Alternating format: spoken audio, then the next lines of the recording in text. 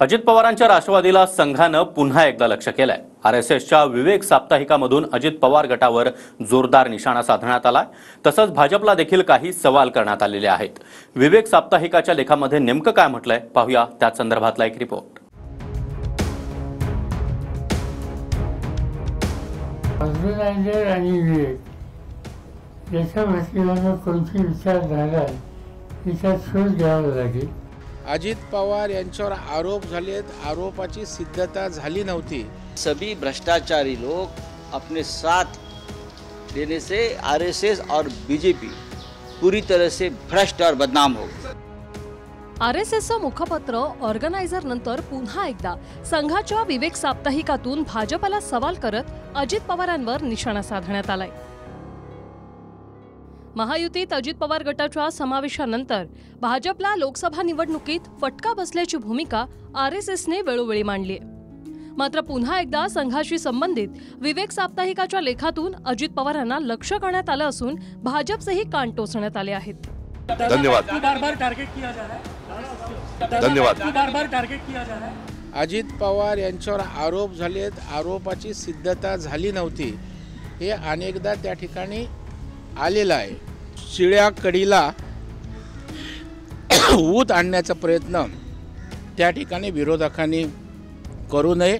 सभी भ्रष्ट लोग, अजित पवार नहीं, चाहे एकनाथ शिंदे हो, चाहे भावना गवळी हो, चाहे प्रताप सरनाईक हो, चाहे रविंद्र वायकर हो, कुछ लोग जीत गए, जिताए गए पैसे की ताकत से, लेकिन सभी भ्रष्टाचारी लोग अपने साथ देने से आरएसएस और बीजेपी पूरी तरह से भ्रष्ट और बदनाम हो गए। संघाच्या विवेक साप्ताहिकाच्या लेखात नेमकं काय म्हटलंय पाहूया। राष्ट्रवादीला सोबत घेणं भाजपच्या कार्यकर्त्याला आवडलेलं नाही हे स्पष्ट आहे। शिवसेनेतील बंड, शिंदेंचा शपथविधी कार्यकर्त्यांनी स्वीकारला, मात्र हीच भावना राष्ट्रवादी सोबत आल्यानंतर दुसऱ्या टोकाला जाऊ लागली।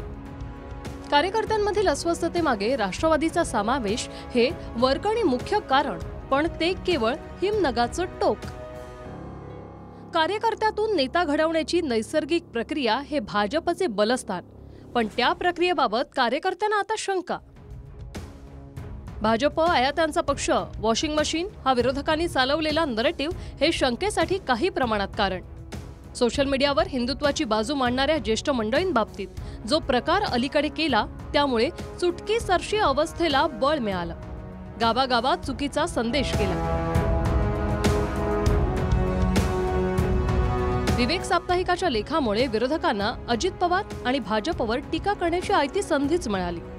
भाजपकडून करण्यात आलेल्या फोडाफोडीच्या राजकारणाचा दाखला देत विरोधकांकडून सत्ताधाऱ्यांवर हल्लाबोल करण्यात आला, तर शरद पवारांनी देखील आरएसएसच्या विचारधारेवर प्रश्न उपस्थित करत टोला लगावला। याच्या आधी अशीच बातमी ऑर्गनायझर असतील, आता ऑर्गनायझर आणि विवेक याच्या वतीनं कोणती विचारधारा आहे तिचा शोध घ्यावा लागेल। हे बघा, भाजपच्या राजकारणावरती महाराष्ट्रामध्ये प्रचंड नाराजी आहे। ही एक सोन्याची झालर होती महाराष्ट्राला। कधी महाराष्ट्राच्या राजकारणात द्वेष, सूड, विद्वेष हे कधी नव्हतं। ते सगळं आलं महाराष्ट्राच्या राजकारणात। म्हणजे विरोधी पक्ष नेत्याच्या घरी जायला, चहा प्यायला कधी कोणाला काही वाटत नसे। आता ना सत्ताधारी विरोधी पक्षांकडे येतात, ना विरोधी पक्ष सत्ताधाऱ्यांकडे जातात। ही जी दरी पडली आहे ही महाराष्ट्राच्या हिताची नाही। विवेक साप्ताहिकातून भाजपवर प्रश्नांचा भडीमार करण्यात आलाय, त्यामुळे आरएसएसने विचारलेल्या सर्व प्रश्नांची पारदर्शकपणे उत्तरं द्यावीत अशी मागणी सुप्रिया सुळे यांनी केली आहे। भ्रष्टाचारावर पारदर्शकपणे भारतीय जनता पक्षाने त्यांची लाईन घ्यावी। महागाई बद्दल त्यांचं काय मत आहे, वर्ल्ड इकॉनॉमी, राज्याची इकॉनॉमी, महाराष्ट्राने घेतलेलं लोन याच्याबद्दल महाराष्ट्राची फायनान्शियल पोझिशन आणि ते जे सगळे स्कीम्स अनाउन्स करतात त्याच्यासाठी महाराष्ट्र सरकारकडे पैसे आहेत का, काय जुमलेबाजी आहेत, ह्याच्याबद्दल पारदर्शकपणे त्यांनी उत्तर या संवादात द्यावं। विवेक साप्ताहिका या साप्ताहिकामध्ये ज्या पद्धतीनं राष्ट्रवादीची युती झाली त्या युतीमुळे नाराजी उत्पन्न झाला अशा पद्धतीचं थेट या साप्ताहिकात लिहिण्यात आलेलं आहे। मी अजून काय पूर्णपणे वाचलं नाहीये, त्यामुळे मी काय बोलू शकणार नाही। आरएसएस कडून वेळोवेळी अजित पवार गटाला टार्गेट करण्यात आले। लोकसभेत अजित पवार गटामुळे भाजपला फटका बसला, पदाधिकारी कार्यकर्त्यांमध्ये नाराजी असल्याचं ऑर्गनायझर आणि विवेक साप्ताहिकाच्या माध्यमातून स्पष्ट करण्यात आलं. त्यामुळे आगामी विधानसभा अजित पवार गट युतीमध्ये लढणार का? RSS कडून उपस्थित करण्यात आलेल्या प्रश्नांमुळे भाजप कोणती भूमिका घेणार हे पाहणं महत्त्वाचं ठरणार आहे. Bureau report, TV9 Marathi.